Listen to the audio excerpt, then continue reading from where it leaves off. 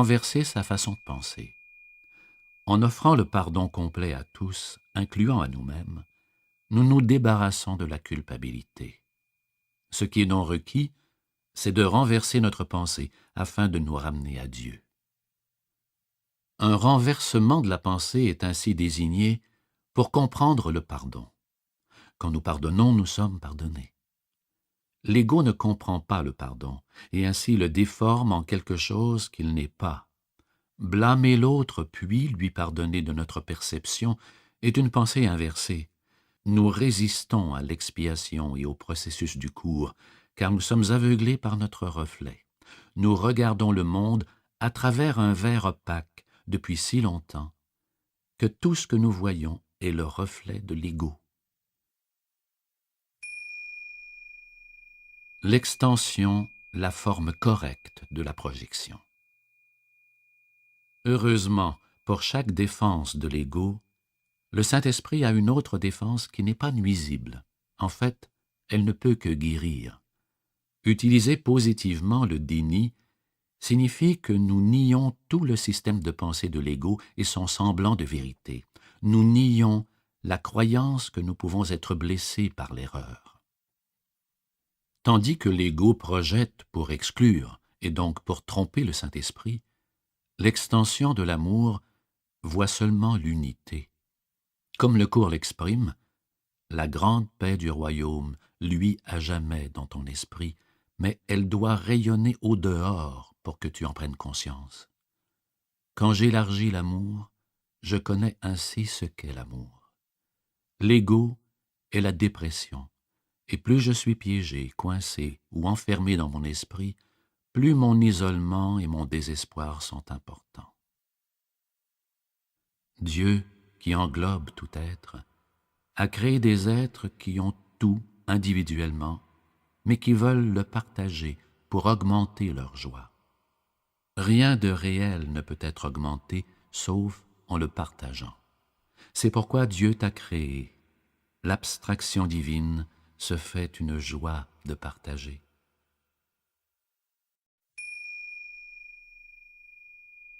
Défaire la culpabilité pour s'éloigner de la peur. Le monde ne fait que démontrer une ancienne vérité. Tu croiras que les autres te font exactement ce que tu penses leur avoir fait. Mais une fois illusionné au point de les blâmer, tu ne verras pas la cause de ce qu'ils font, parce que tu veux que la culpabilité repose sur eux. Qu'il est puéril, l'opiniâtre mécanisme, pour conserver ton innocence en repoussant la culpabilité à l'extérieur de toi, mais sans jamais lâcher prise. Le miracle inverse la projection. Constatant que la projection crée la perception, nous nous plaçons dans une position où nous pouvons choisir de nouveau, cette fois à partir d'une position de pleine conscience. L'insanité, c'est choisir l'ego alors que je pourrais choisir la paix. L'absence de conscience voit le péché. La pleine conscience voit l'unité. La culpabilité règne tout autour de nous et nous ne prenons pas conscience qu'elle se trouve à l'intérieur. Elle se trouve dans mon propre esprit et si je l'observe chez mon frère, c'est que je suis en train de projeter cette culpabilité à l'extérieur de mon esprit sur mon frère. Si sur les péchés de mon frère je demeure, je cherche à nous envoyer tous deux en enfer. Si je pardonne, je suis libéré et de nouveau je connais l'éternité. Le péché est la croyance qu'il est possible de faire quelque chose contre Dieu. Quand dans le cours nous lisons le mot péché, nous pouvons employer le mot séparation. Le péché est une perception strictement individuelle, vue en l'autre et que chacun pourtant croit avoir en soi. Plus je vois facilement le péché en moi, plus il est projeté à l'extérieur, plus il semble réel et plus il semble avoir de pouvoir sur moi. La culpabilité, c'est toute pensée négative que nous avons au sujet de nous-mêmes, une décision à l'intérieur de mon esprit. Sans elle, l'ego n'existerait pas. Le but de l'ego est de nous maintenir dans la culpabilité. Ne pas se sentir coupable signifie ne pas être envahi par l'ego. La culpabilité est un signe certain que ta façon de penser n'est pas naturelle. Une pensée qui n'est pas naturelle sera toujours accompagnée de culpabilité. Culpabilité inconsciente. Nous avons tous menti, été irréfléchis et avons condamné autrui. Par conséquent, nous avons expérimenté la séparation de la personne que nous avons trompée ou à qui nous avons menti. Nous avons oublié qui nous sommes. Nous nous sommes faussement identifiés comme abandonnés, incapables d'aimer et d'être aimés, seuls et vulnérables. Nous nous percevons comme des antagonistes, des adversaires et des ennemis. Quand tu soutiens que tu es coupable, que la source de ta culpabilité se trouve dans le passé, tu ne regardes pas à l'intérieur. Le passé n'est pas en toi. La culpabilité ne trouve jamais sa maison dans le présent. C'est toujours à propos du passé. Elle m'éloigne de la conscience de l'unité et du ciel. Elle s'inscrit dans la relation à nos corps, dans la relation à l'autre, dans le temps. C'est après tout à travers le corps que j'expérimente la séparation des autres corps. Souvent, la culpabilité naît de la complaisance du corps à la nourriture, à la maladie, à la cigarette, à la sexualité, à l'alcool, aux drogues, pour ne nommer que ceci. Il est essentiel de ne pas confondre l'erreur avec le péché, et c'est cette distinction qui rend le salut possible.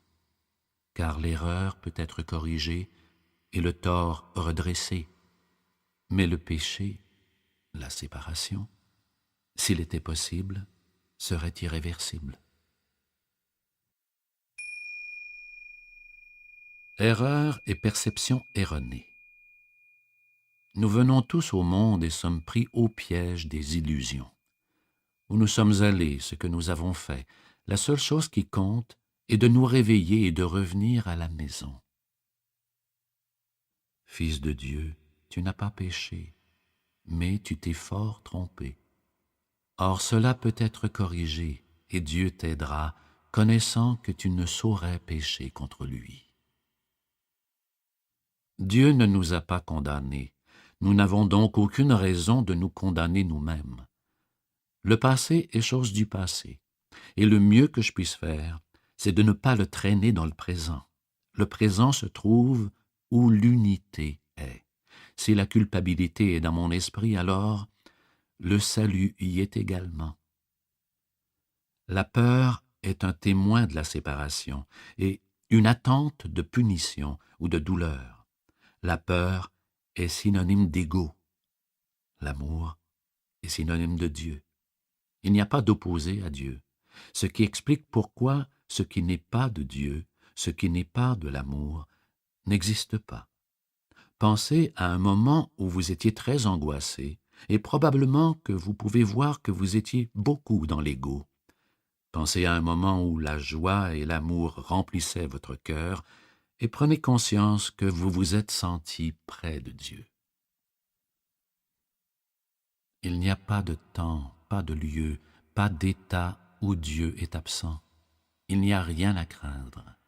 Un fossé ne pourrait d'aucune façon être conçu dans l'entièreté qui est la sienne.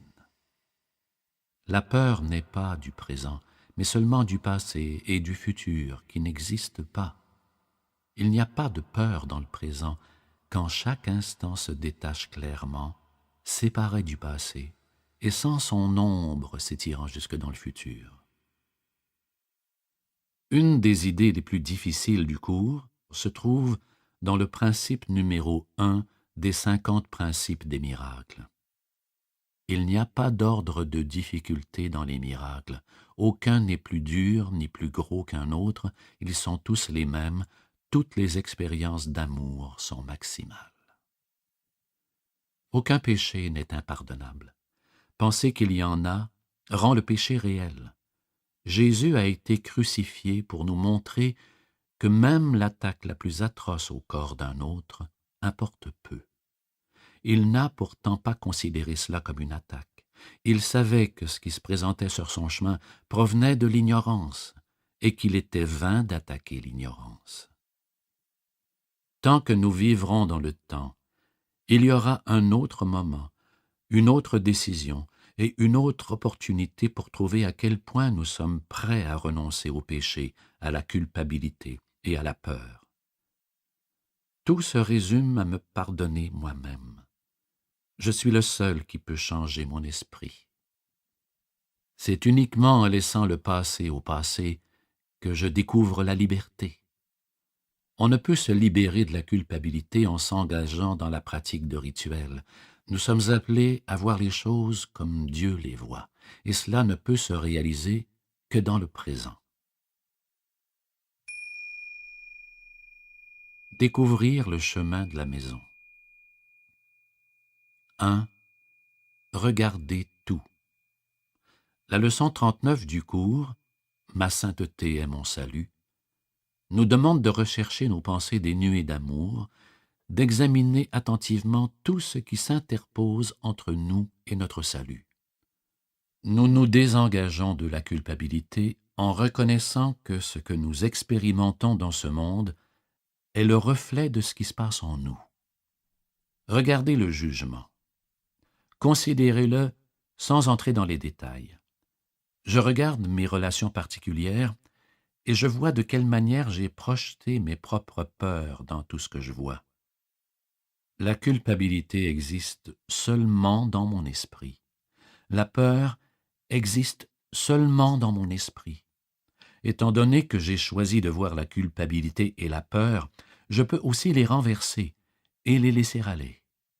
Ce retournement a lieu quand je regarde tout et constate que j'ai fait quelque chose à partir de rien. 2. Demander de l'aide. On ne peut pas et on n'a pas besoin de tout faire soi-même. Ne tente jamais de passer sur ta culpabilité avant de demander l'aide du Saint-Esprit. Cela est sa fonction.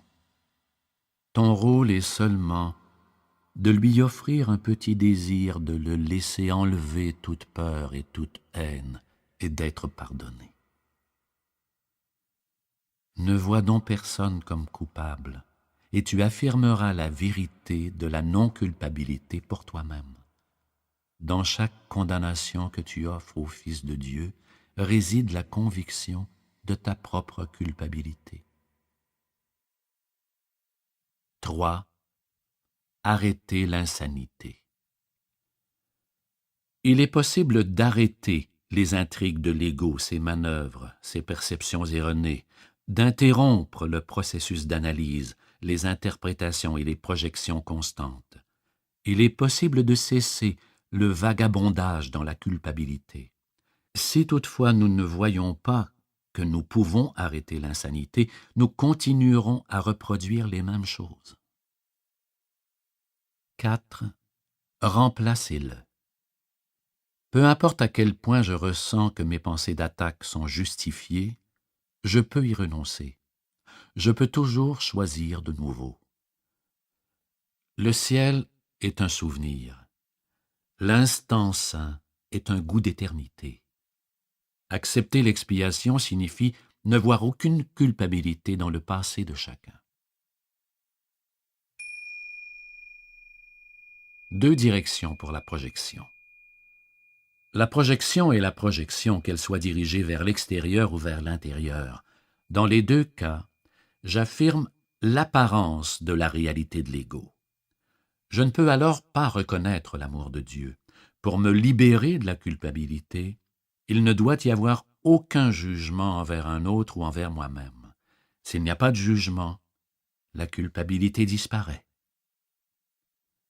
Chaque fois que la douleur de la culpabilité semble t'attirer, souviens-toi que si tu lui cèdes, tu décides contre ton bonheur et tu n'apprendras pas à être heureux.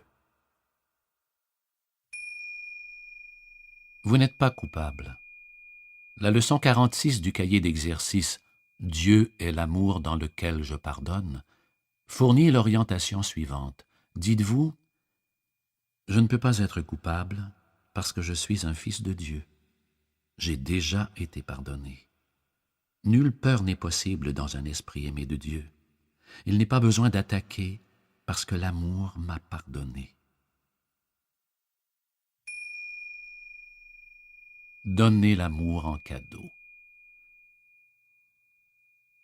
Nous avons dit que sans projection, il ne peut y avoir de colère.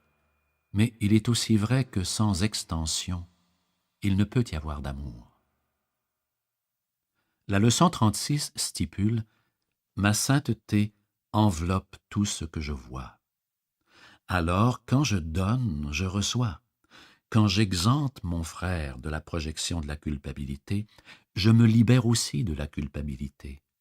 Accomplir la volonté de Dieu nous fait sentir bien naturellement, tout comme être responsable de ma santé me fait sentir mieux naturellement. C'est la preuve que je suis sur la bonne voie. L'illumination est un éveil à la vérité que notre être est libre du péché, de la culpabilité et de la peur. Écouter le Saint-Esprit, c'est choisir l'innocence, le bonheur et la liberté.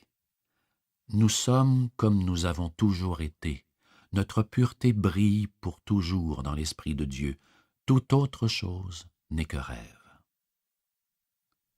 En étant responsable, je vois que mon passé était le seul qui pouvait être. Je ne pourrais pas l'avoir fait différemment. Et de la culpabilité, je suis libéré. Pas de nostalgie ni de remords. Il n'y a pas d'autre possibilité. Où il n'y a pas de culpabilité, il y a un présent libre et totalement propre. Le rêve du monde.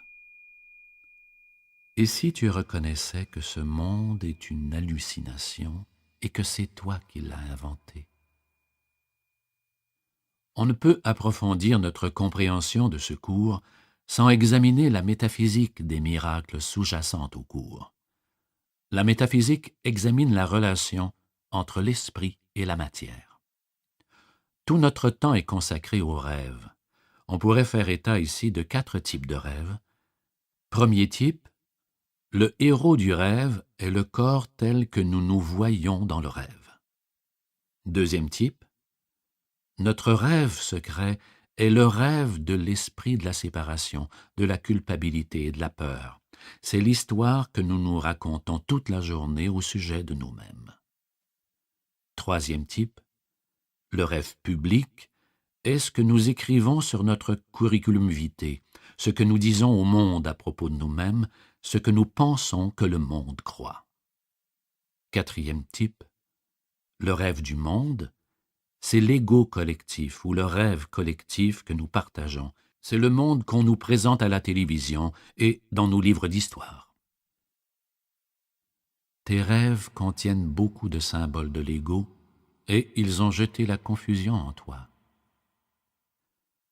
Tous les fantasmes du monde sont des formes de rêverie, des présentations erronées et des distorsions à travers lesquelles nous tentons de nous approprier la réalité pour la transformer en quelque chose qu'elle n'est pas. Il n'y a pas de monde. Dire que le monde n'existe pas ne signifie pas que je nie la réalité apparente et que je n'apprécie pas les merveilles que sont les montagnes, les rivières, les forêts, les fleurs, les animaux et la bonne nourriture.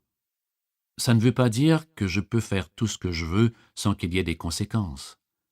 Un enseignant de Dieu est un amoureux de ce qui se présente à lui, la nature, la musique ou une autre âme.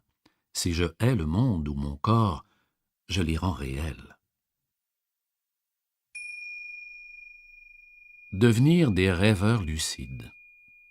Sachant que je suis le rêveur du rêve, je peux décider comment je veux voir le rêve et continuer à vivre dans le monde sans prendre les choses trop au sérieux.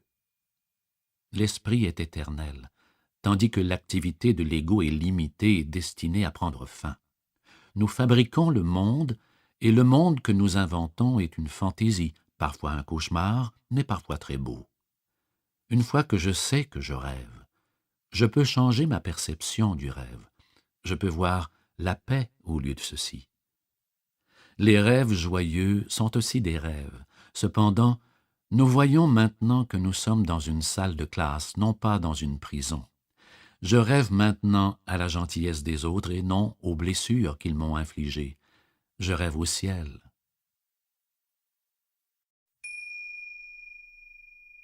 La mort est l'identité du corps de l'ego.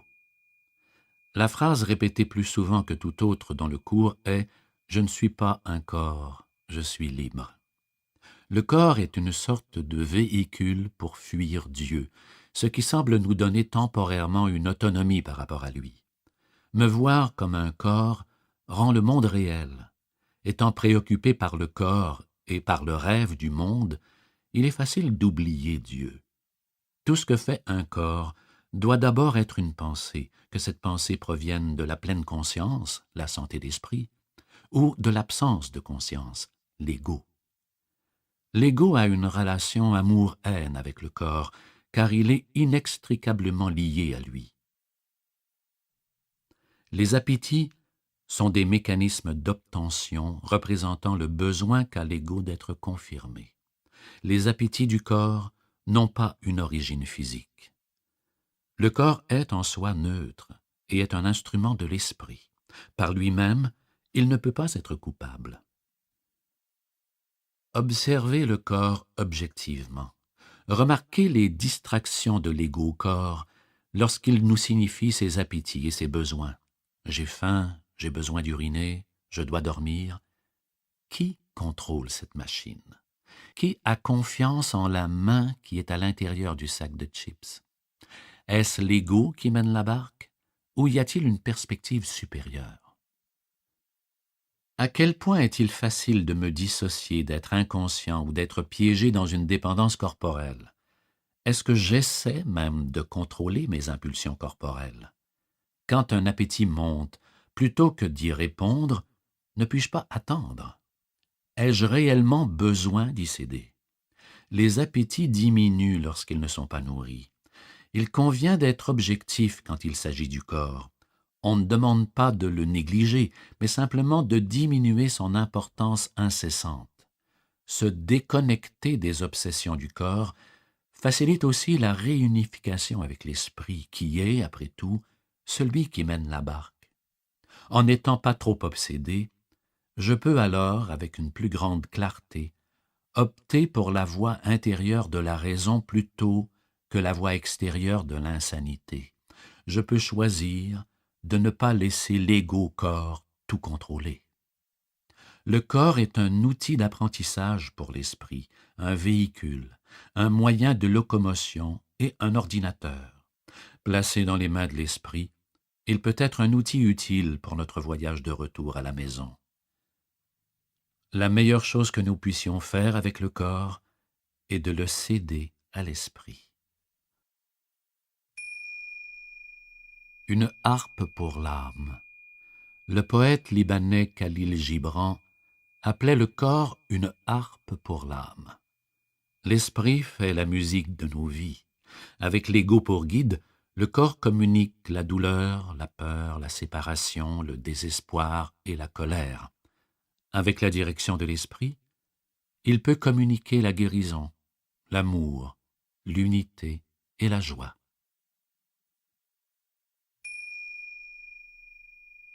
Considérez la mort. L'amour n'a pas de forme. La vie ne dépend pas de la forme. Une des idées maîtresses du cours affirme que nous ne sommes pas des corps. Les corps sont l'expression manifeste de la séparation.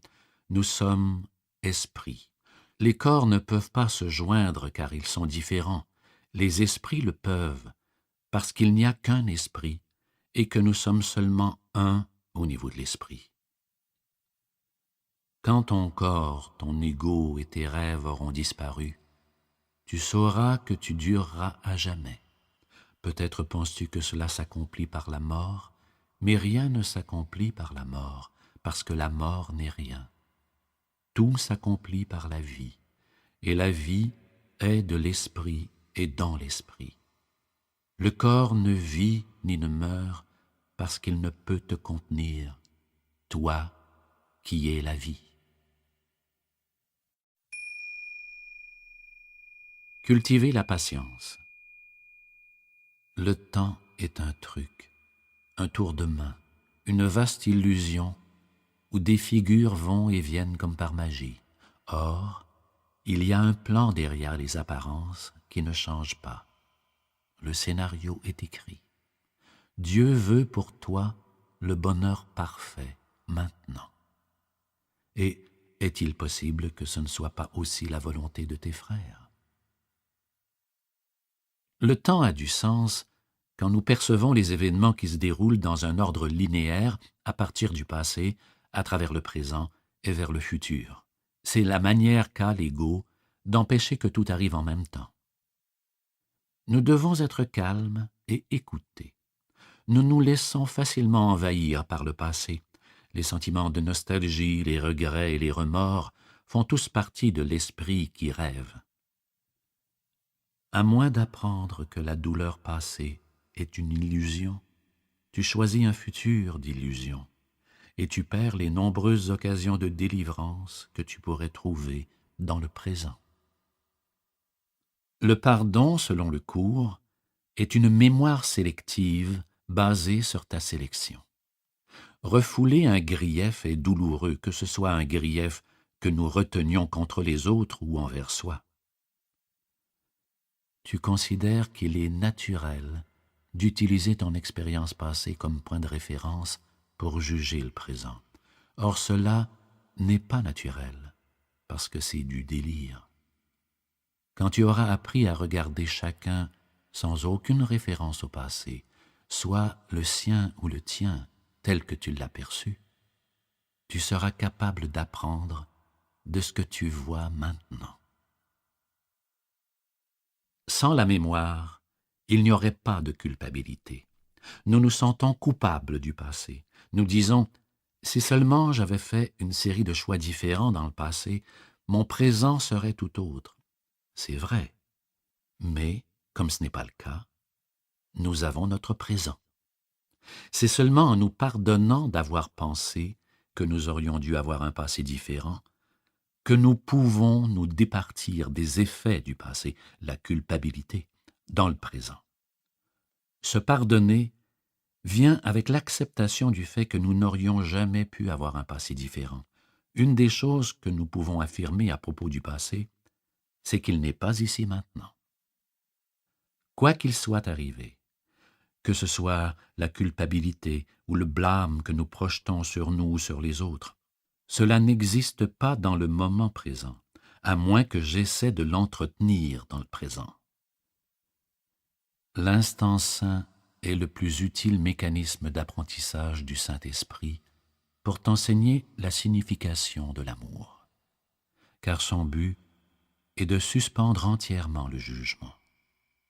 Le jugement repose toujours sur le passé, car l'expérience est la base sur laquelle tu juges. Le jugement devient impossible sans le passé, car sans lui, tu ne comprends rien. Et si je tombe malade? Et si je n'ai pas assez d'argent? Le temps dans le système de l'ego est un outil pédagogique pour compliquer la culpabilité. C'est l'occasion pour moi d'examiner toutes les erreurs que j'ai commises. Cependant, il n'y a aucune peur dans le présent. En ce moment, et à ce seul moment, chaque instant saint se détache clairement et n'est pas entaché par les ombres du passé. Je ne puis être dans le présent si je vis dans le passé ou me projette dans le futur. Plus nous sommes jeunes, plus nous nous projetons dans le futur. Plus nous vieillissons, plus nous nous projetons dans le passé. Et quand nous sommes d'âge mûr, nous ne sommes nulle part, à la fois dans le passé et dans l'avenir, puis nous vivons alors ce qui est communément appelé la crise de la quarantaine. La patience est naturelle à l'enseignant de Dieu. Tout ce qu'il voit est un résultat certain, à un moment qui lui est peut-être encore inconnu, mais qu'il ne met pas en doute.